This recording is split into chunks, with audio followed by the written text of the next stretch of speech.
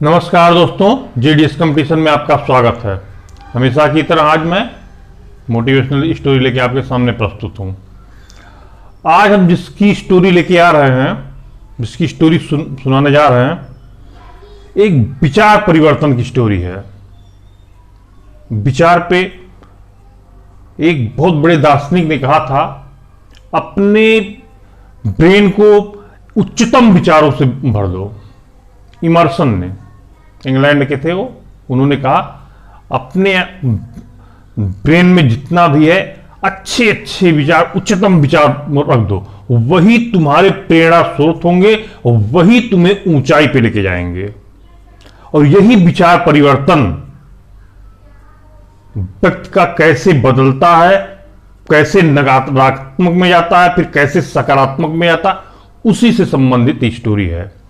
लेकिन ये स्टोरी आप तो देख ही गए होंगे, उसमें थंबनेल में क्या स्टोरी पेश करने जा रहे हैं। ये स्टोरी एक है डाकू की, अंगुलीमाल डाकू की, जिसका विचार परिवर्तन महात्मा बुद्ध ने किया था। महात्मा बुद्ध के बारे में आप सभी जानते हैं, कितने बड़े अहिंसावादी। लेकिन जो स्टोरी मैं यहां पे अंगुलीमाल का सुनाने जा रहा हूं, आप लोगों ने जो सुनी होगी बहुत थोड़ी सी सुनी होगी। मैं पूरी स्टोरी की, कैसे वो व्यक्ति का विचार परिवर्तन हुआ और सकारात्मक से नकारात्मक की तरफ गया, फिर नकारात्मक से सकारात्मक की तरफ गया। यहां पर एक गुरु की महत्ता बहुत महत्वपूर्ण है। जैसे एक कुम्हार होता है, घड़ा बनाता है, ठोक ठोक के और फिर जाके वो घड़ा एक अच्छा रूप ले लेता है। ठीक उसी प्रकार यहां पर भी है कि एक गुरु ने कैसे उसको सही दिशा निर्देश दिया।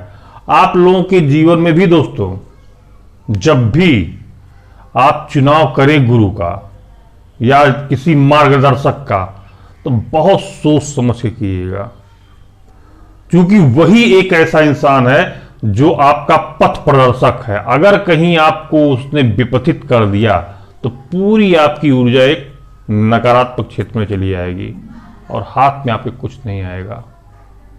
तो यहां पर आपको एनालाइज करने की आवश्यकता है, विश्लेषण करने की आवश्यकता है। शुरू करते हैं। अंगुलीमाल डाकू, जो कि पहले डाकू नहीं हुआ करता था, नालंदा विश्वविद्यालय का बहुत बड़ा, बहुत बेहतरीन स्टूडेंट हुआ करता था वो। और उस नालंदा विश्वविद्यालय में सारे टीचर उसको बहुत लाइक करते थे और उसका नाम था मारवन अहिंसक। आप नाम जान ले, पुनः मैं रिपीट कर रहा हूं, मारवन अहिंसक उसका नाम था, अंगुलीमाल नाम नहीं था। अब ये मारवन अहिंसक जब पूरी शिक्षा वहां से ले लिया तो गुरुदक्षिणा की बात आई। सारे लड़के अपना गुरुदक्षिणा दिया करते थे, देते थे। सारे टीचर तो इससे प्रसन्न थे, लेकिन एक टीचर इससे प्रसन्न नहीं था भाई। अब वो सोच रहा था कि ये कैसे इतना बड़ा होगा, अहिंसक हो जाएगा, कैसे हिंसक हो जाएगा। उसके मन में टीस रहती थी, उस टीचर के पसंद नहीं करता था वो। और ये मारवन अहिंसक जब उनको गुरुदक्षिणा देने गए तो कहे नहीं नहीं, तुमसे गुरुदक्षिणा में नहीं लेनी, तुम जाओ जाओ जाओ जाओ जाओ यहां से, तुमसे गुरुदक्षिणा हम नहीं लेंगे। कहे नहीं गुरुजी, आप बिना गुरुदक्षिणा के हमारी शिक्षा पूरी ही नहीं होगी। कहे नहीं नहीं नहीं, तुम जाओ जाओ जाओ जाओ। बहुत अनुनय भी नहीं किया ये मारवन अहिंसक ने।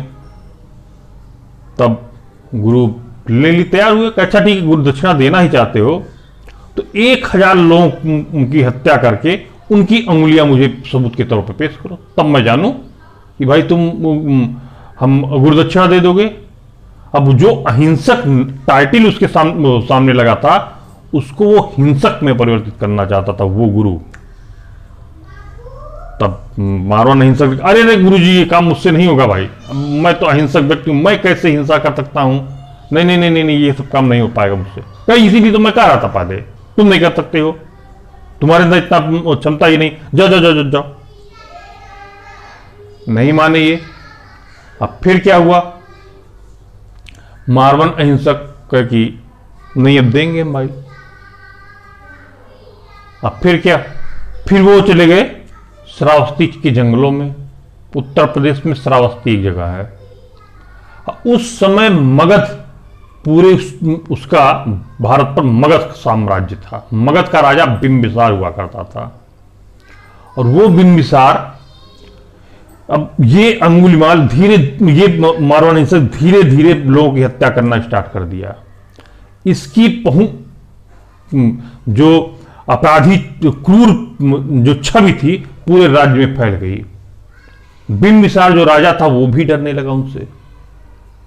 अब जब अंगुलियां जब मारता था, उंगलियां काट लेता था, लटका लेता था, गले में लटका लेता था, भाई गिनती पूरी हो जाए। ठीक है भाई, बिंबिसार भी डरने लगे।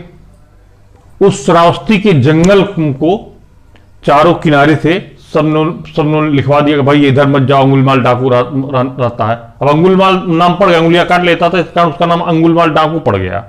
अब इधर मत जाओ नहीं तो ये अंगुलमाल डाकू मार डालेगा मार डालेगा। उसकी एक माँ थी, माँ उससे खाली मिलने जाया करती थी।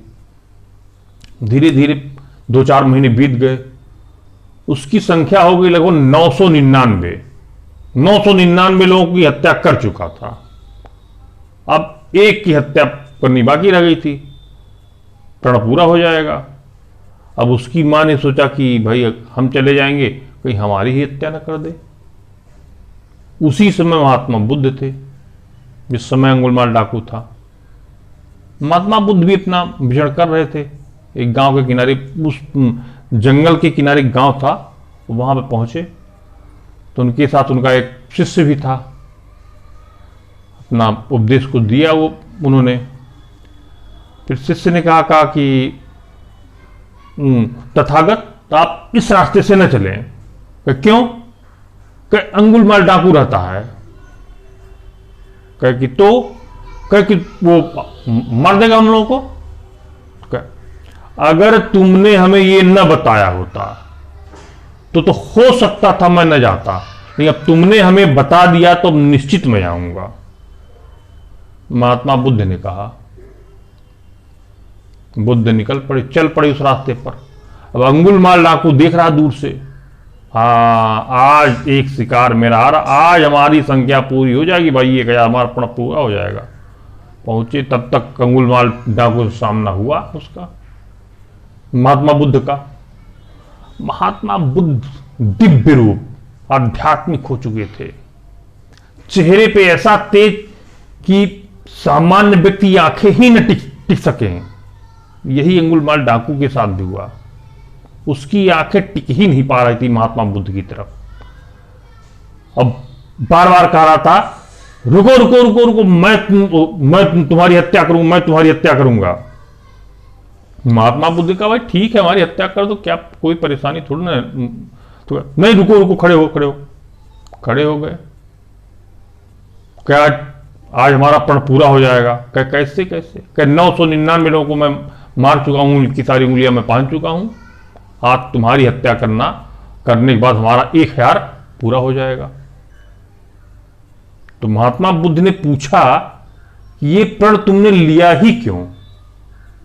तब वो पूरी स्टोरी बता दिया, ऐसे थी पूरी बात है। कि ठीक है तुम्हारा प्रण पूरा हो जाए भाई, हमको कोई परेशानी नहीं है, लेकिन हमारी एक शर्त है। अब अंगुलमाल डाकू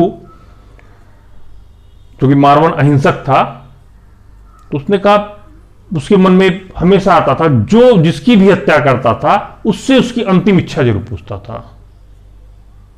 तो इनकी भी पूछा था ये, तो शर्त इन्होंने बताया। कहा बताओ बताओ, बिल्कुल पूरा करूंगा। कोई पेड़ की जो पत्तियां हैं, कुछ पत्ती तोड़ के लेके हमारे पास लेके चले आओ। अरे ये कौन सी बड़ी शर्त है, अभी तोड़ के लेके चलाता हूं। गया तोड़ के लेके चला आया। कहा कि लो अब तो तुम्हारी हत्या करूंगा। कहा अरे भैया हमारी साथ पूरी कहां हुई है? तो कहा कि अब कौन सी शर्त आ गई? अब इन पत्तियों को जोड़ाओ पेड़ में। अरे तो अंगुलमाल ने कहा, अरे तुम बेवकूफ हो गया, पत्तियां क्यों जुड़ती हैं जो टूट गई? कि यही तो मैं भी कह रहा हूं। महात्मा बुद्ध ने कहा, यही तो मैं भी कह रहा हूं, पत्तियां थोड़ी ना जुड़ेंगी। कहे जब तुम किसी को जोड़ नहीं सकते हो तो तुम्हें तोड़ने का अधिकार नहीं है। और जितने 999 लोगों को तुमने मारा है, क्या तुम उसमें से किसी एक को जिंदा कर सकते हो? तो ये कैसे संभव है? कहे तो तुमने मारा ही क्यों? अब इसका खुला दिमाग अंगुलमाल डाकू का उनके चरणों में गिर पड़ा। इसी सेंटेंस पर ध्यान दीजिएगा आप लोग, यहीं से एक ट्विस्ट हुआ। फिर उसके लाइफ में एक ट्विस्ट शुरुआत में हुआ था और एक ट्विस्ट यहां पर हुआ अंगुलमाल डाकू की उसमें, फिर ज्ञान खुला उसका। तो महात्मा बुद्ध ने कहा, जितना तुमने पाप किया उसका फल तो तुमको भोगना ही भोगना, कोई रोक नहीं सकता। चाहे जितनी बचिया दान दे दो, चाहे जितना गया चले जाओ या केदारनाथ, बद्रीनाथ, द्वारका, कुछ भी कर लो, लेकिन उसका फल तो तुम्हें भोगना ही भोगना है। हां, एक तरीका है, उससे हो सकता है कुछ तुम्हारे जो पाप के प्रायश्चित हैं कुछ कम हो जाए। अरे गुरु जी जल्दी बताएं, जल्दी बताएं। और अपना माला वाला सब उन्हीं चरणों में डाल दिया वो महात्मा बुद्ध के। कहे जल्दी बता, मेरा ज्ञान खुल गया है। कहे जिस गुरु ने तुम्हें यह शिक्षा दी थी कि 1000 व्यक्ति का सर कलम करके लेके आओ, उंगलियां लेके आओ, तो 999 पूरे हो गए तुम्हारे। 1000वां उसी का सर काटकर उसके हाथ में रख दो। नहीं तो ऐसे कितने लोगों को शिक्षा देगा आगे चलकर, और कितने लोगों की हत्या करवाएगा। सबसे बड़ा हत्यारा तो वही है, वही गुरु तुम्हारा।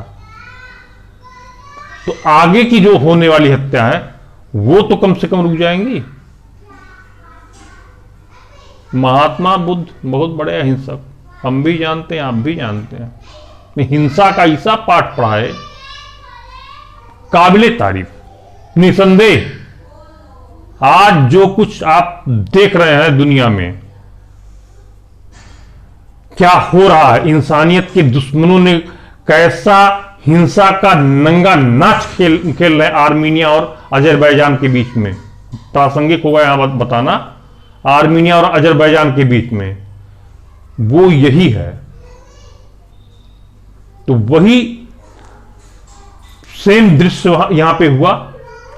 अब पहुंचे वहां पर अंगुलमाल डाकू, गुरु जी चरणों में रख दी। कहे लीजिए गुरुदेव आपकी गुरु दक्षिणा। अब गुरु ने देखा, अगर ये तो 999 है, ये कहां गया? तो अपना कटार निकाला। अब गुरु सोचने लगे, लगता अपना गर्दन काट के हमारे सर पे रखेगा। न कुशाव देखा न ताव, तुरंत गुरु की सर कलम किया, उनके हाथ में रख दिया। कल पूरा हो गया 1000। अब वो गुरु नहीं रहेगा, किसी अन्य विद्यार्थी को ऐसी शिक्षा नहीं देगा, वो दुनिया से ही चला गया।